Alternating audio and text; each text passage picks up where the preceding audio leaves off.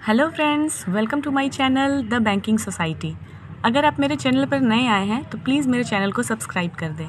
तो चलिए वीडियो को स्टार्ट करते हैं।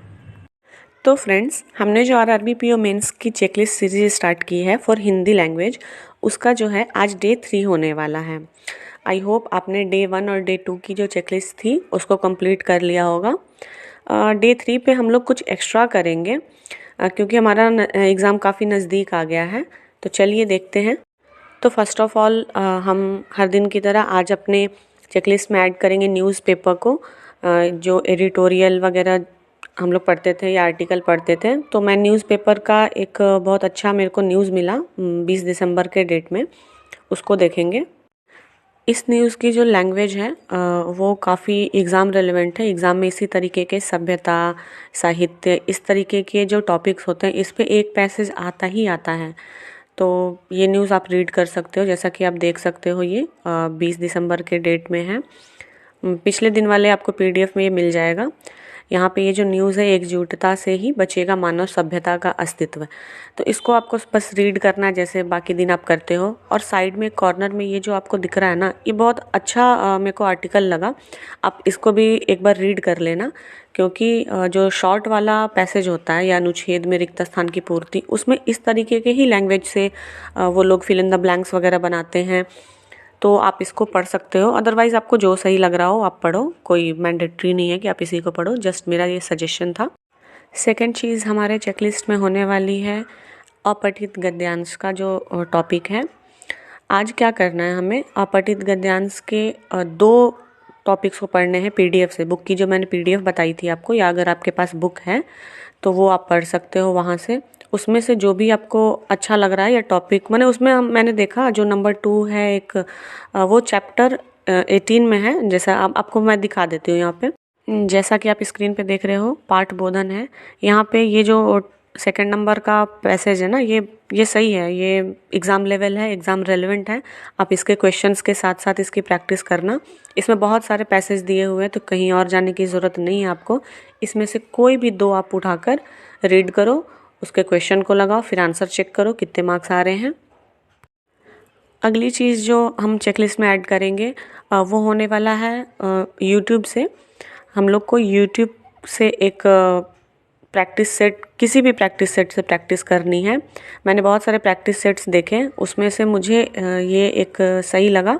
आप इसका जो 4 अभी इन्होंने डाल रखे हैं, तो इसमें से आप 1 लगा लो। अगर आपके पास टाइम है या आप कुछ एक्स्ट्रा एफर्ट करना चाहते हो तो आप एक दिन में इसके 2 लगा लो, ठीक है। एक पीओ और क्लर्क मेंस करके होगा और एक सिर्फ क्लर्क मेंस का होगा।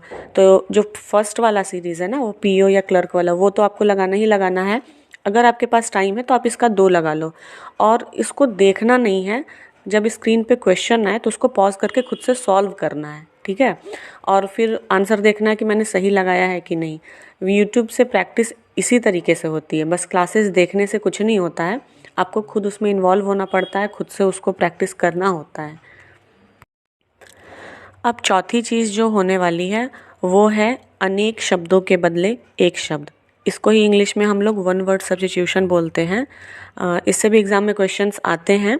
अगर आपने बुक की पीडीएफ डाउनलोड कर रखी है या लूसेंट का बुक अगर आपके पास है तो उसमें आपको चैप्टर 11 में शायद मिल जाएगा। मैं आपको अभी स्क्रीन पे दिखा दूंगी। तो उसको क्या करना है, आपको सिंपली बस उसकी रीडिंग लगानी है। जैसे डे 1 पे हमने लोकोक्तियों की रीडिंग लगाई थी, बस उसको पढ़ा था, याद किया था, बस वही करना है आज। जैसा कि आप स्क्रीन पे देख सकते हो ये है।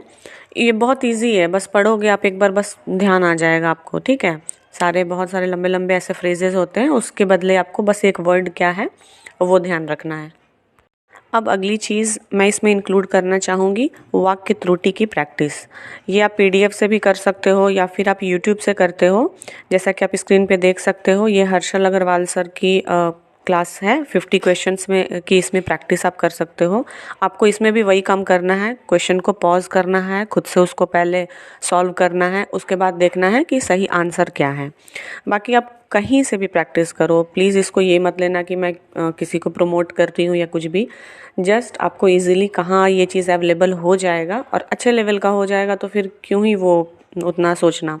अगर आप वीडियो से कंफर्टेबल नहीं हो तो जैसे आप क्वेश्चन लगाते हो पीडीएफ से या क्विज फॉर्मेट में, आप वो लगा लो।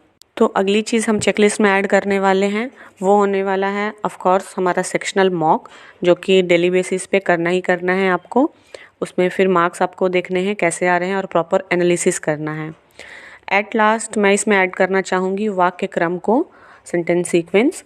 इसकी आपको प्रैक्टिस करनी है। कहीं से भी आप करो, पीडीएफ से करो, लेक्चर से करो, जिस तरीके से भी हो। इसके 30 क्वेश्चंस आपको लगाने ही लगाने हैं।